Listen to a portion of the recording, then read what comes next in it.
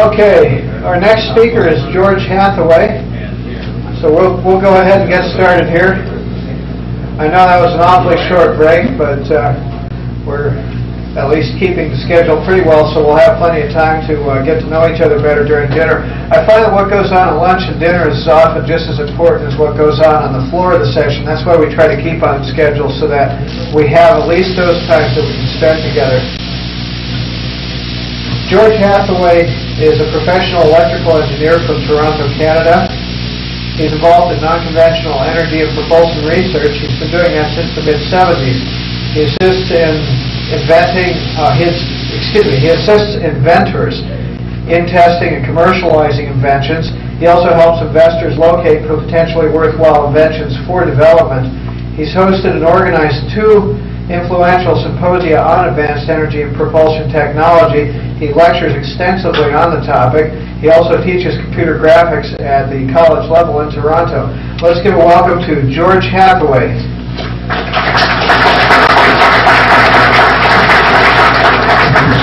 Thank you very much. Out of the way.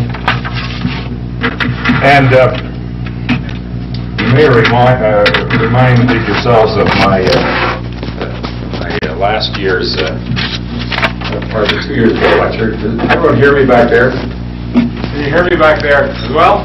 Because I tend to move around a lot, arm waves, things like that. So I'll try and stick close to the mic. Let's see whether we can. We're supposed to clip this one too. Yeah. Just a second here. Yeah, the clip's missing. This is okay. I'll get this. Is that better? Oh, is that better? All right. 2 years ago, I was privileged of addressing the Tesla Society, and I gave a rather dull presentation with a few tapes and overheads and things like that. Put a lot of people to sleep. This time, I'm going to really spruce things up with a lot of equations. You now have 30 seconds to leave the room if equations start to give you the creeping heaves. I'll try and minimize their impact, so what I suggest to do is just kind of relax, put your feet up or your head back or whatever, take your shoes off and let all of these things just flow right through you. If you are kind of Zen inclined, it might make a little more sense. So, why don't I get started initially here, because I have a whole lot of stuff to say, and as usual, not much time. Yes, there are only 49 equations, and I think that you should have them all under your belt by the time I'm finished, one way or another. So, to get this off to a reasonable start, I'm going to depart from my usual arm waving, as I suggested I was going to do just a while ago, and actually read from some of this presentation, which you will find published, I hope, in the symposium proceedings for the 1990 symposium. Okay. There we go. Is that any? I think that's just about. Okay, that's for tapes. Fine. The paper that I'm giving here attempts to draw together the most practical aspects of work by researchers who have investigated or are currently investigating the use of vacuum fluctuation or zero-point energy for practical applications. I'm going to talk about the work of René Louis Vallée, Harold Puthoff, Fred Alzafon, Alexander Vasilyevich Janetsky, and Maury King, who's here in the audience. And these seem to be at sufficiently advanced stage to allow initial experiments to be designed. Only the essentials of their theories will be presented. You may question that after I'm finished. But chiefly those aspects from which real-world physical apparatus and order of magnitude measurements can be deduced. The work of other researchers, which may have a bearing on the subject, will also be briefly touched on. The task of characterizing this kind of research in engineering terms is very difficult for a number of viewpoints. The primary difficulty lies in the sheer novelty of the suggestion that such energy conversion may be possible at all. As well, the general esoteric nature of the theoretical basis of most of the work related specifically to zero-point energy, namely quantum electrodynamics, has prevented more physicists from such undertakings. The resulting lack of parametric equations, which can be translated into testable hypotheses, invoking actual laboratory apparatus, as opposed to Gedanken experiments, for instance, might indicate that the paper that I'm about to give may be premature. However, I hope that it will demonstrate that the eventual discovery of techniques to extract and convert useful energy from virtual vacuum fluctuations, or zero-point energy, is not an ivory tower pipe dream, but more a matter of nuts and bolts. And I hope it'll serve as a rationale for those engineers and researchers to keep a close watch on vacuum energy physics development. Let's start by characterizing the vacuum itself. Very briefly, there are two terms that are generally used in this context. One is zero-point energy, and that which remains after an enclosure is pumped completely devoid of all matter and thermal radiation. Although this is the lowest energy state of matter, its energy is not precisely zero. Vacuum fluctuations, on the other hand, are those virtual processes going on beyond the range of direct measurement, usually smaller than the Planck length. In general, however, the two terms can be used synonymously. A very brief foray into characterizing the vacuum and vacuum fluctuations. In 1911, Max Planck proposed that a harmonic oscillator in its ground state, or lowest energy state, does not have zero energy, but that of equation 1, which is something you may be able to see up there, E equals h bar omega over 2, where h bar is Planck's constant divided by 2 pi, and omega is the radian frequency of oscillation. Imagine a mass suspended on a spring. That's first picture. We'll be zipping around doing a lot of hand-eye stuff. There on the left, picture number 1, which exhibits damped oscillations. After a sufficiently long time, one would think that classically there would be no energy left in the system. It would die down to zero. But according to Planck, there would always be some small jittery motion, Zitterbewegung motion, caused by localized fluctuations of the neighboring vacuum, analogous to the effects of Brownian motion, as you see those little fluctuations continuing off into infinite time. As h, however, is a very small number, it's approximately 6.6 times 10 to the minus 34th joule seconds, one would think that E in the first equation represents a very small number. However, Nernst in 1916 assigned this value not to the entire energy content, but to each mode of oscillation, i.e. each frequency and direction of the random fluctuations. Imagine an electromagnetic cavity resonator the size of the universe. An effectively infinite number of modes of electromagnetic radiation, therefore, would be supported within its boundaries. This allows, unfortunately, the concept of an infinite zero-point energy density, something which many physicists have concerned themselves with, suggesting more or less arbitrary high-frequency cutoffs and other renormalizing techniques to try and put a limit on the so-called zero-point energy density. Another feature of these quantum fluctuations relates to the Heisenberg uncertainty principle, which says that beyond our limits of measurement, namely dimensions generally smaller than the Planck length, which is 10 to the minus 35th meters, virtual processes can go on which we cannot directly measure, but are nevertheless allowed and governed by physical laws. In particular, matter-antimatter particle pairs, positron-electron, are being spontaneously and continually created and annihilated. This vacuum fluctuation process is too fast and at too small a scale to witness or directly measure. However, theorists such as Alzafan and Vallée, as I will get into momentarily, consider that it's just by such a train of creation, annihilation, and creation that electromagnetic wave propagates, amongst other things. Another important consideration involves the invariant nature of zero-point energy. It can be shown that the density of normal oscillation modes, these directions and frequencies, per increment of frequency, the omega, in a cavity is ding number 2. Equation number 2 there, you see the little circle beside. There we go, thank you. Where C is the velocity of light. Therefore, the zero-point energy density per frequency increment called the spectral energy density is found from equations 1 and 2 as equation 3. And it has a cubic variation with frequency. And to see that, picture number 2 will show diagrammatically how, you want to lift her up a wee bit, the vertical axis is the density of modes per frequency, and the horizontal axis is the frequency, and there are little increments of frequency you have increasing as you go out, and frequency you have increasing number or density of modes of frequencies. This cubic dependence on frequency is very important, and by applying the Lorentz transformation it can be shown that the spectral density is Lorentz invariant. And thus, an observer in a non-accelerated uniform motion somehow magically measuring this spectrum will measure no Doppler-induced frequency shifting to indicate its presence.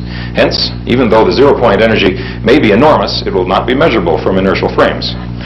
It may be detectable, however, from accelerated frames. And Sakharov suggested a connection between the zero-point energy spectrum of an accelerated observer and gravity, not as a primary field in itself, but rather an induced effect. Parenthetically, the completely isotropic nature of the vacuum fluctuations suggests the possibility of analyzing its properties perhaps analogously to another mathematically self-similar set of entities, namely fractals. Perhaps there are an infinite degrees of substructure in the vacuum as well. I've never heard of anyone examining the zero-point energy as a kind of a fractal state, but perhaps Maury King or someone be able to delve into that. And if we go ahead and integrate the spectral density function over frequency up to some arbitrary cutoff frequency corresponding approximately to the Planck length, we get equation 4, and that's where Wheeler and a lot of people have quoted his number. The energy density approximately 10 to the 115th, 10 to the 115th joules per meter cubed. This exceptionally high value has been questioned by many people, including Alzafon and Vallée, who take issue with the rather arbitrary choice of cutoff frequency. Recently, Hal Puthoff has shown that the source of the zero-point spectrum is the motion of charged particles throughout the universe, which are themselves undergoing vacuum fluctuation-induced motions in a kind of self-generating grand ground state of the universe, unquote. But is it possible to extract some useful, manageable quantities of energy from this huge random fluctuation reservoir and perhaps alter the local gravitational field at the same time? We shall now examine theoretical and practical attempts to do so. First, starting off with the Casimir effect. In 1948, that is, Casimir calculated the inward force on two uncharged parallel conducting plates. Figure 3, please. Over there, two plates, two conducting charged plates separated by distance s, Fc being the Casimir force inward. When two conducting plates are separated by distance s, they act somewhat like a cavity in which only certain electromagnetic modes are sustainable.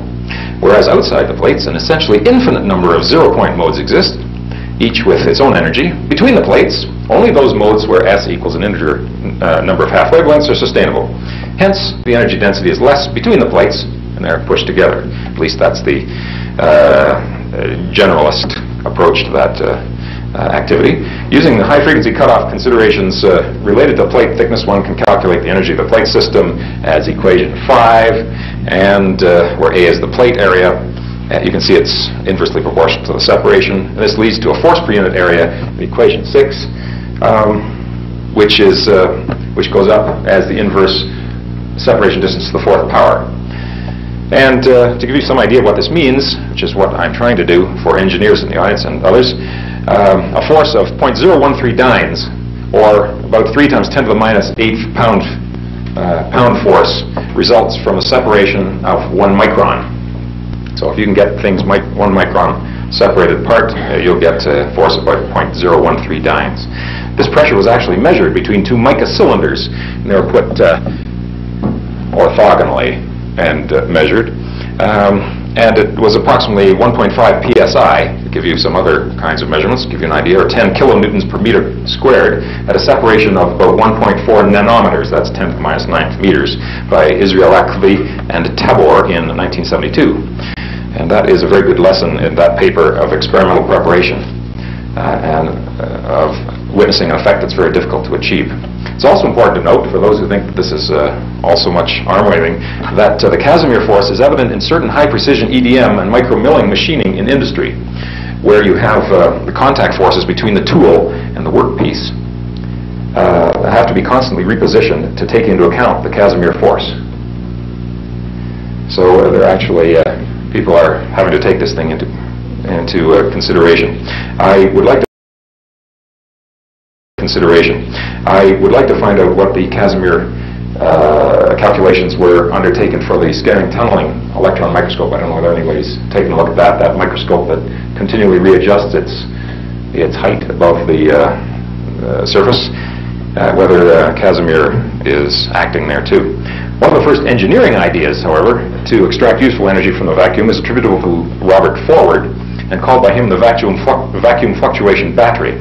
You can imagine a very thin, wide metal foil helix, like a slinky, and by charging the helix with electrons, for instance, the Coulomb repulsion between the adjacent plates could be adjusted until it's just slightly less than the Casimir force, and the whole assembly then would collapse like an accordion, and you could get energy from that. However, you'd have at least the same amount of energy required to expand the plates again, so I don't think there'd be any net excess energy resulting from such a battery. However, Puthoff has recently suggested that if we could produce an inexhaustible supply of such devices, and it took less energy to make each one than was released through the Casimir collapse, and each device was discarded after use, then there may be a net positive yield from the zero-point Casimir pinch. Such a device might be a cold, dense, charged plasma, in which charge condensation takes place by radial Casimir forces, figure 4, perhaps similar to the ball lightning witnessed in photographs of Tesla's apparatus, and perhaps, a big perhaps, in photographs of Coulom's research. It may be that Chernetsky in Russia as well, who is experimenting with these similar processes, has observed this kind of thing. Figure 4, representation of a radial pinching by Casimir collapse. One might also speculate on the possibility of producing a vacuum fluctuation laser. As demonstrated above, just such a cavity below cutoff, as a cavity below cutoff suppresses vacuum fluctuations, a resonant cavity could enhance them. Perhaps by enclosing a main resonant cavity within one or more leaky cavities, only certain modes stimulated within them would be allowed into the main cavity, where amplification may ensue. The leaky cavities might act as mode separators or discriminators, or even mode downshifters if suitable geometry is chosen. Thus a sort of vacuum fluctuation amplification by stimulated energy resonance, or V-phasor, might be proposed. Speaking of Puthoff, why don't we discuss, I'm sure you're interested, the source of gravitational interactions, which is a paper that he has recently come out with in Physical Review. And he expands on the Sakharov idea regarding gravity, already mentioned above, and combines the effects related to the Casimir force to show that gravity can be considered equivalent to long-range van der Waals forces. These are the forces involved in chemical bonding between molecules and have been studied in this regard as well by Leon Dragoni. And I'd like to mention here briefly an unfortunate passing of Leon Dragoni. Several months ago, he died, I guess at I would say the peak of his analytical powers, and it's most unfortunate that he has passed on. The gravitational force is then seen to be due to the radiation fields rather than the induction fields, as pointed out by Vallée as well, as we'll discuss. Puthoff starts, and I'll zip through this fairly quickly, just give you a flavor of it, by considering particle field interactions, first thing. So a particle and a field, described by the summation of forces equation, a fairly standard approach for a harmonic oscillator of mass m. Are we at 7? Here we are, equation 7, the top left. Mass m and charge q oscillating in the x direction with an accompanying electric field E. That my curly E, EZP, or ZP as I should say down here, is the electric field due to the zero-point energy, where the electric field is the sum over plane waves of random phases. Here the first term, the m r dot, represents the particle inertia, standard kind of thing. The second is the restoring or spring force, which is proportional to the square of the oscillation frequency omega. And the third term accounts for the radiation damping, the first term on the right-hand side of the equation, the q squared term. That's radiation damping or radiation reaction, and the last term is the electric field force, F equals QE. This equation can be rewritten in terms of the effective dipole moment instead of M and R, and we see equation 8 as the result of that, where gamma is the radiation damping constant, and the second and third parts of the terms of that equation are negligible compared to the first and last, and then Puthoff does some fancy mathematics to average and integrate over phases and assumes a cutoff frequency, omega c, which finally ends up with the internal fluctuational energy of the particle as equation 9, average energy, which is proportional to this cutoff frequency squared. Then from that he generates the particle effective rest mass, which is also equivalent proportional to the omega C squared equation. Pardon me, keep going down. I don't have that on there. And degenerates the mass involved in a gravitational interaction. His next step, put-offs that is, calculating the average force between particles. The first one was particle field, and now it's particle-particle. And he generates a potential using analysis of van der Waals forces due to Boyer, giving him equation 11, where S is the interparticle separation distance again. This U, or potential figure. And it goes on, and I'm going to try and cut through a lot of this stuff. And he finally estimates a cutoff frequency, which is very important, omega c, using the equivalence principle and spectral ZPE distribution in accelerated frame, again due to Boyer, and results in equation 14, which is I'm going to try and zip to, where omega c, the cutoff frequency for the high frequency jittering motion that is inherent in the zero-point energy, that's what we're talking about, the high-frequency limit of that, is given by that equation, where K in the denominator is the gravitational constant, 6.7 times 10 to the minus 11 meters cubed per kilogram second squared.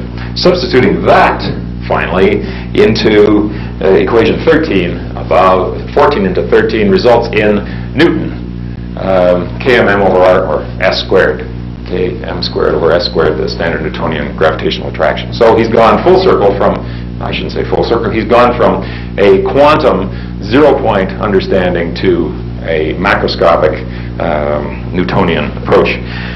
Equation 14, by the way, results in extremely high cutoff frequency in the order of 10 to the 43rd hertz. I don't have that up there. But this is primarily based, as I say, on the Planck length consideration and more esoteric quantum considerations.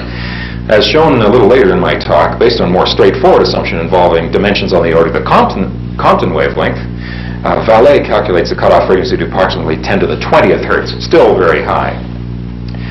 By the way, this figure differs from Puthoff's figure by approximately the ratio of the Compton wavelength for electron to the Planck length, just out of interest. In any event, the importance of these limiting factors, primarily the limiting cutoff frequency, and as we'll see, the limiting electric field strength on the energy of a vacuum, plays a crucial role in determining the interactions between vacuum fluctuations, gravity, and matter.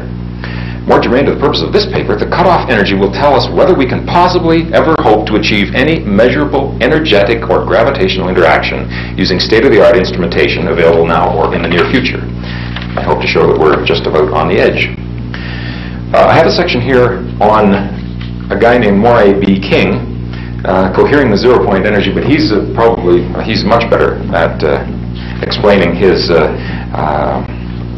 understandings of quantum vacuum activity than I am. But suffice it to say that in his book, Tapping the Zero-Point Energy, there is an equation that relates, I don't think I have it up there, can you drop it? No, go on to Alpha next. That relates the plasma frequency of resonant modes in a plasma, to the number of charge carriers and the masses of them, whether protons and electrons, etc.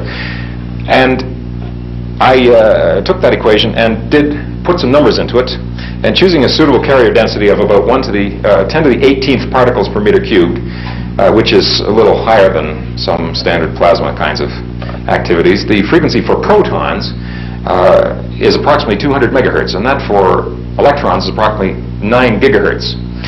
It is therefore apparent that these frequencies, common in modern high-frequency and UHF, or ultra-high-frequency plasma work, are well below the frequencies at which interactions with the vacuum may appear, given by these cutoff frequencies.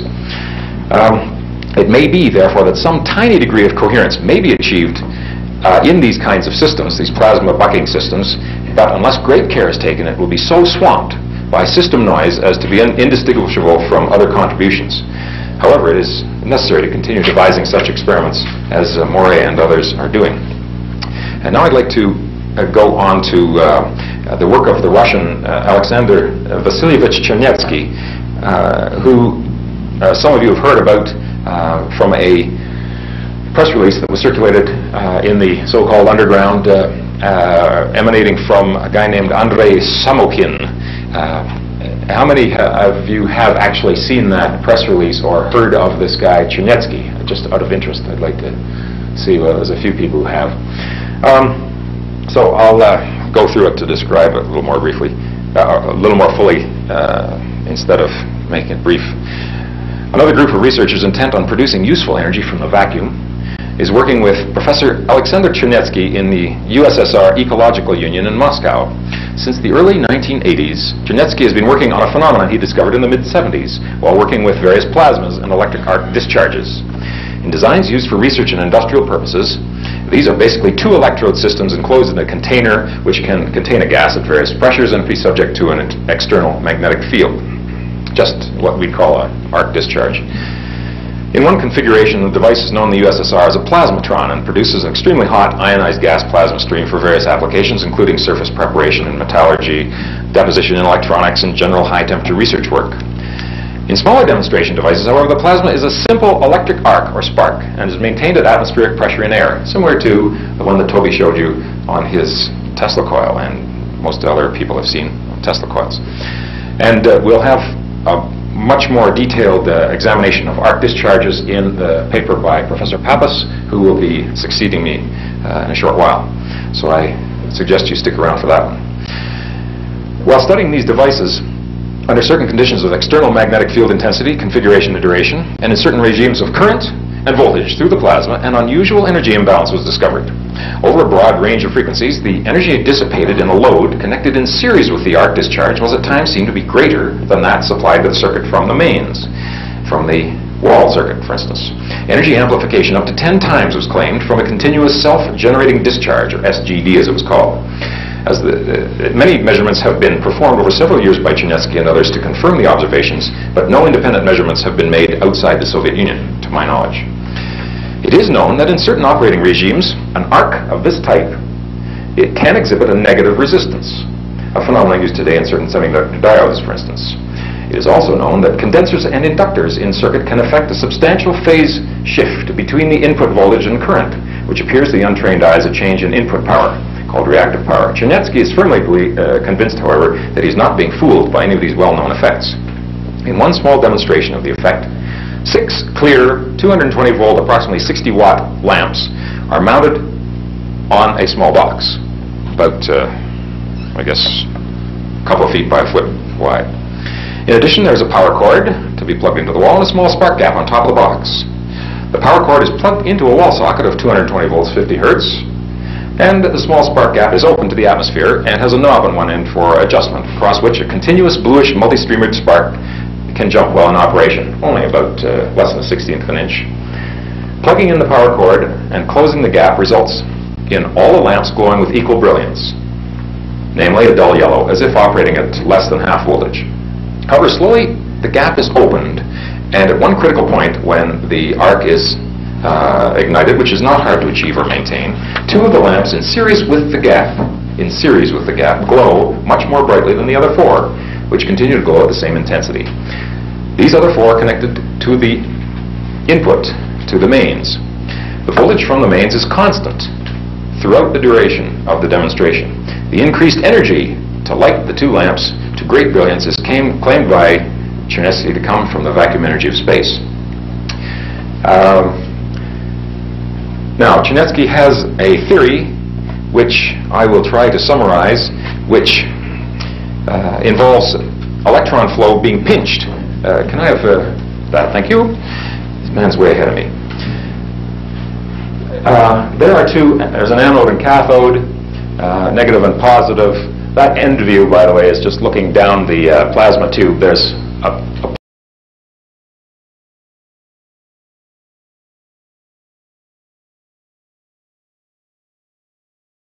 an anode and cathode, negative and positive. That end view, by the way, is just looking down the plasma tube. There's a plasma that constitutes the arc between the 2 electrodes, and at one point there is a pinch, perhaps a Casimir type pinch. Strong magnetic field is established in the discharge by the current flow, and this in turn causes electrons to try to fall in toward the axis of the discharge, and the resulting electron motion is cycloidal, as I'm trying to messily display there. Czerniewski believes that this electric field is sufficient to radially polarize a tiny portion of the virtual pairs, positron and electron, as they emerge from the virtual state before being annihilated. And this adds to the energy of the circuit. I'll go through this one. The Russian group plans to produce an integrated energy amplifier and traction motor system in collaboration with researchers in other parts of the country.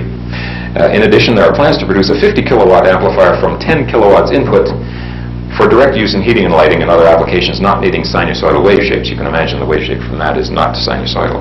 Direct propulsion from polarization of virtual pairs using the SGD method may also be investigated, as are more prosaic industrial applications of the plasmatron.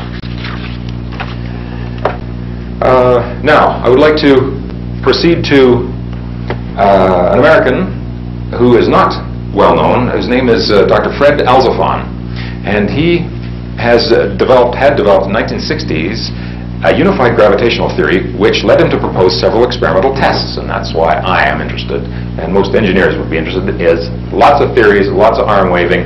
Let's get someone to propose a couple of experiments that we can do. Fred Alzofan has done just that. The theory is based on the single main assumption that light signals are noisy. Okay, try and think about that one. And what we measure is only really the RMS value of the electromagnetic signal that has a noise component derived from random virtual vacuum fluctuation processes. According to the theory, the propagation of light takes place by a continual process of virtual particle pair production and annihilation, etc. An altered metric, therefore, of space-time due to these processes results in new field equations of motion and 4 new potentials. Specifically, if we write the usual expression for propagation of plane electromagnetic waves in a vacuum in the x direction, we get equation 17. This is on the left side. And by introducing these additive correction terms to account for the fluctuation processes that make light not a pure, you might say, zero-phase noise sinusoid, these correction terms resulting from random fluctuations, whose RMS value is 0, we produce a new metric, and we get the right-hand side, you might say, of that arrow, equation 19, where we have additional terms, x naught, and for the space term, and the time term is altered by h, which is Planck's constant, over mc squared.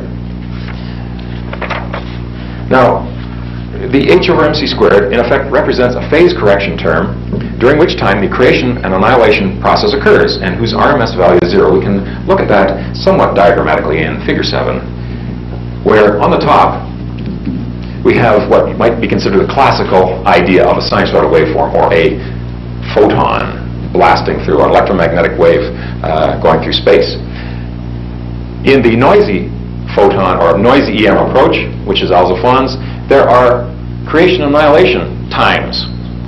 And this might be considered a phase noise, and however, over sufficiently long number of cycles, the average phase is 0. The RMS value is 0. So over sufficiently long periods, which can be very short, of course, because the wavelength is so small, one would not see any difference, or one would not detect that a light signal could be noisy.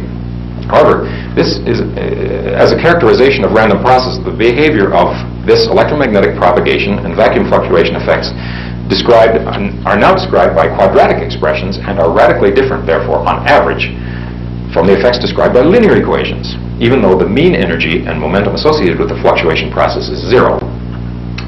Using these considerations and solving the various propagation equations results in potentials which vary approximately as equation 20, I believe. Are we at Alzofan? Yes. Way over in the corner there, under the word orientation. By the way, if you drop it down, Alzofan talks about gravitational interaction by dynamic nuclear orientation. That's what I'm going to... I forgot to give the full title of this section. Now, notice that in equation 20, this is an equation for how a potential varies with radial distance from it.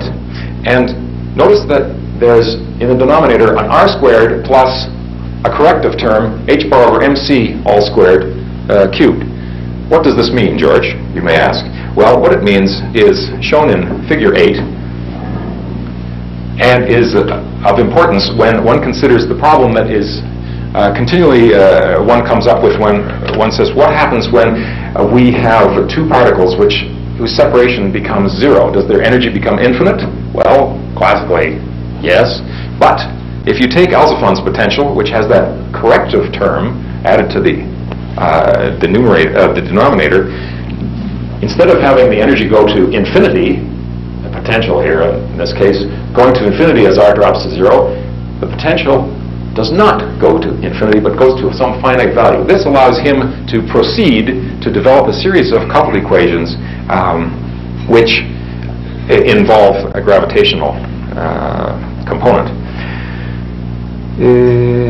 Now, where should I go to? In proceeding by coupling these equations of motion to matter radiation fields and the Bose-Einstein fields and things of that nature, he finally arrives at equation 21, which is the energy associated with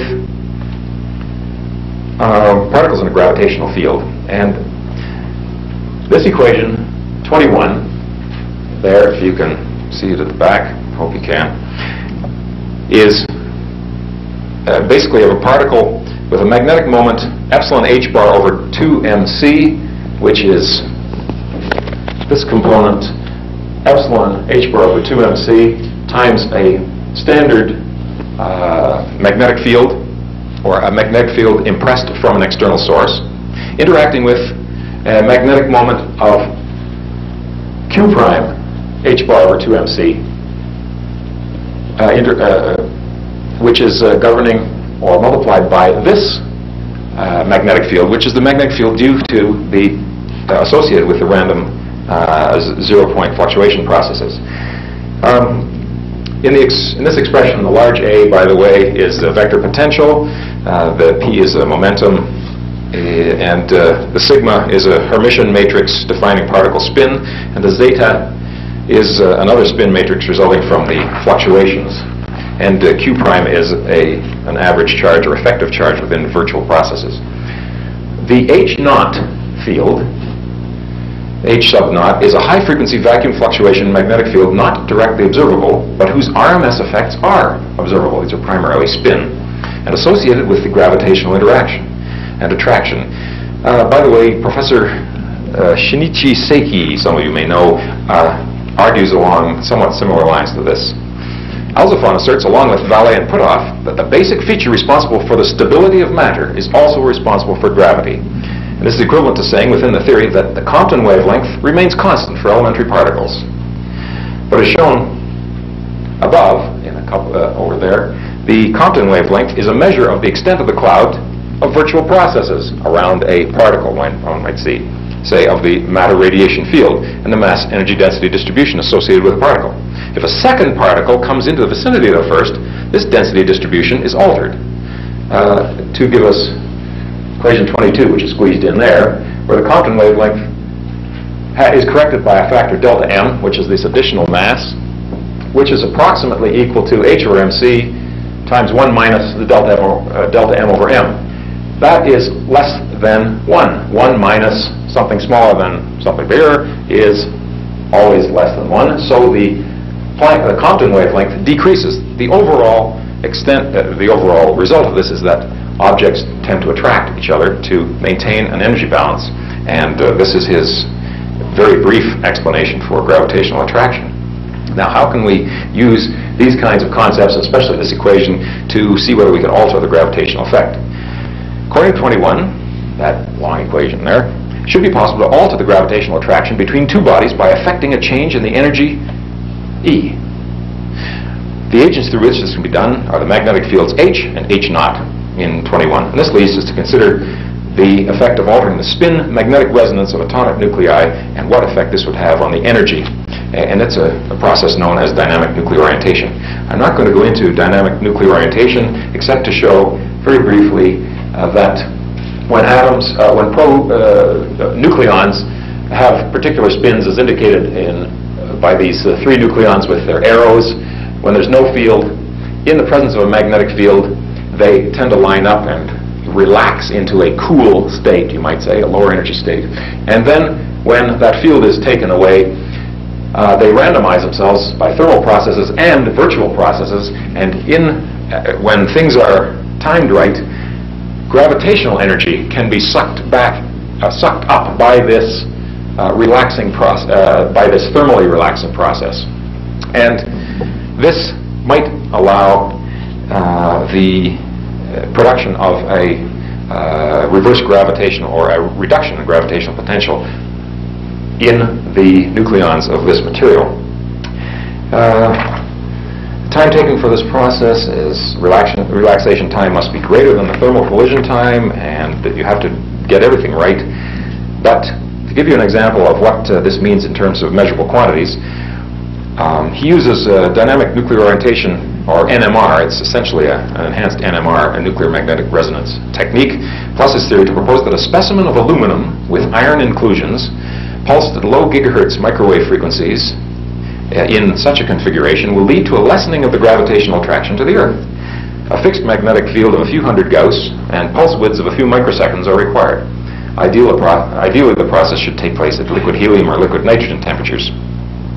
If, to give you an idea of what this means, the iron to aluminum nuclei ratio is approximately 1 to 10, about 1 joule of gravitational energy can be removed from the Earth's 6 times 10 to the 4th, or 60,000 joules per gram of field energy per pulse. Thus, an appreciable part of it would be removed in several seconds. And in fact, if you were pulsing it at 500 hertz, in 2 minutes you would, according to this equation, completely nullify gravitational field on those specimens. It gives you an idea. These are engineering realities. I mean, we can produce 2 microsecond pulses, we can produce low gigahertz frequencies, and we can produce the kinds of fields that are required, and we are hopefully going to see that kind of process one day soon. The last person I want to talk about to you is René Vallée, a French engineer and physicist who wrote his magnum opus in 1970 in Paris, called the gravitational electromagnetic energy, or synergy theory. And in it he postulates the existence of an energized medium, such as the vacuum energy of space or the zero-point energy, and an upper limit to the electric field. He begins by defining inertial vacuum reference frames and all sorts of stuff, which I don't have time to get into. But eventually, he shows that there must be an upper limit to the electric field strength in any place in space. You cannot keep increasing the electric field strength to infinity. What happens is, at a particular cutoff frequency, particle pairs are produced. And he calls this the disruptive limit, where the fabric of space, you might say, is torn apart, if you can imagine that, and particles are produced, positron-electron pairs. These he also calls divergent zones, and they are analogous to the process of cavitation in fluids, where the physical properties of the medium are modified by the passage of an electromagnetic wave. Now, we can model those kinds of activities as waveguide cavities, these little divergent zones in which particle pairs are produced when the electric field strength reaches a critical value. You can model those as waveguides with perfectly reflecting walls, and he's done so because he's an electrical engineer. He likes to do such things. I like to too, because I can understand them. And he uses a standard average inductance and capacitance and characteristic impedance and resonant frequency. And finally comes up with, where do we have an equation set here? I don't want to, is that one of my, no, I'm beyond that. How we go to 26? There, for instance, equation 27, by decomposing first of all, by setting the maximum energy, transmitted per period as Emax as a standard equation relating to the charge and the capacitance and the inductance and the current. When the limiting value of the field is reached, when the limiting value of the electric field is reached, the electric and magnetic components are equal, and thus E equals simply Q squared over C naught, not a half. And the average value is 2Q squared over Cm. But we can decompose 1 over Cm according to equation 27, and the result is that equation 28, I guess beside equation 27, E equals 4q squared Z naught, which is characteristic impedance pi f, where f is the frequency, gives the energy as a function of frequency. You might start to make a connection here shortly, where Z naught is the characteristic impedance of the medium in this divergent zone and is equal to just a little over 1,000 ohms. By the way, K naught in that Z equals, equals just a little over 1,000 ohms. Equation 28 expresses quantification of quantification by Q of energy of the vacuum medium as a function of frequency at the level of these divergent zones where these particles are produced when the electric field strength reaches its critical value and is therefore a model of a photon. At other places where the electric field strength is less than this disruptive high cutoff, no photon exists and an energy continuum exists governed by Maxwell's equations.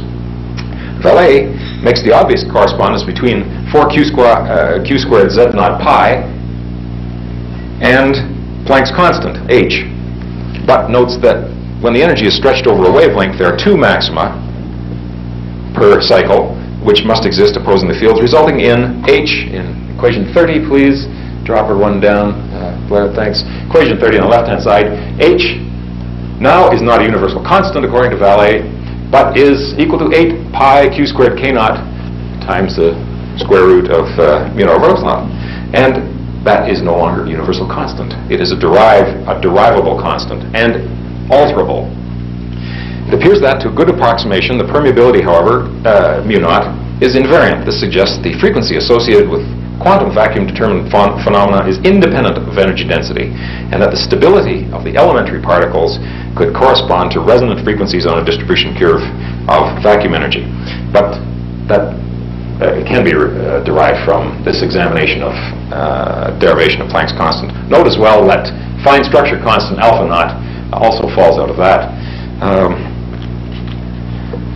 as just beside equation 30. Now, getting back to this waveguide model of propagation, and assuming a continuum of dipoles, it is not unreasonable to suggest a certain cylindrical model which would allow us to calculate this, what this upper limit of the electric field strength is before particle pairs are produced. And let me see what I've got here. No, I think we're back on equation 31. 32, and Vallée takes a cylindrical model and an integral number of wavelengths around this cylinder for a photon and calculates the disruptive limit of the electric field on the surface of that cylinder as 38 times 10 to the 15th volts per meter, and a corresponding frequency of about 10 to the 20th hertz. These considerations, by the way, also allow him to derive the Bohr magneton. As I'm sure some of you have studied miscellaneous unified field theories, everyone who has one can derive everything from them. Vallée is no exception. He likes to be able to derive everything from these kinds of things. Okay, I'm going to zip on and give you, wrap this up by showing some actual measurable parameters which are associated with some of these equations. And one other equation of great importance is equation 38. Here we are. The energy associated with a gravitational, the energy per volume associated with a gravitational field is rho naught, which is the density of energy in the zero-point field, you might say, or vacuum field, minus the gravitational potential gamma squared over 8 pi k, where k is the gravitational constant. Using this relationship, by the way, Jan Roos has calculated the energy density of the vacuum itself, this rho naught, by making an analogy with fluid dynamics. And he calculates that the energy density is about 3 times 10 to the 20th joules per meter cubed, which is comparable to Vallée's own calculation of 2 times 10 to the 20th joules per meter cubed, based on a completely different consideration. So there is somewhat of a corroboration by fluid dynamic approach to what Vallée has been attempting to do. That, by the way, corresponds to a hydrostatic equivalent magnetic field pressure of 3 million Gauss. Give you an idea. Vallée goes on to show that gravitational forces are due to differences in density of the vacuum energy and consequently of permittivity and permeability. Now, you general relativists will like that because if we can only change the metric of space by changing the permittivity or permeability, we can do all sorts of wonderful things.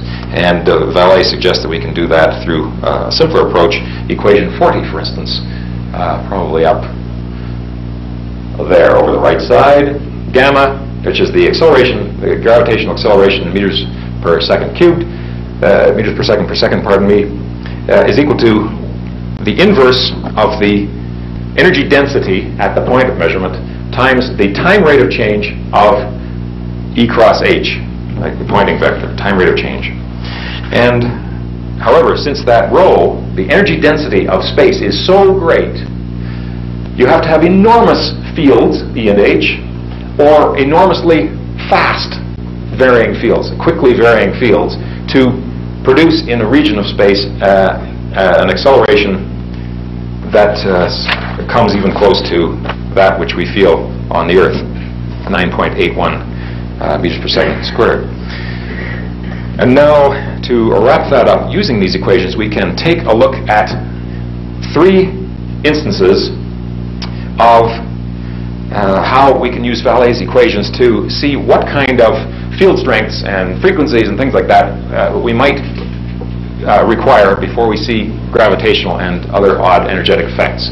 And the first one is up there as A. It is instructive to investigate the charge density required to begin to see anomalous gravitational effects in the so-called cold dense charged plasma pinched by radial Casimir forces, as postulated, for instance, by Puthoff. And using Vallée's equations and spherical charge distribution, I haven't got it up here, but can create an equation which shows that at a distance of 1 micron away, at 10 to the minus 6 meters, that's 1,000th of a millimeter, from a pinch charge that is 10 to the minus 6 coulombs, or about 10 to the 12th electrons in a little ball of less than a micron in radius, one would actually see, if one were able to measure the gravitational acceleration right next to that pinched huge charge density, an acceleration of what we experience on Earth.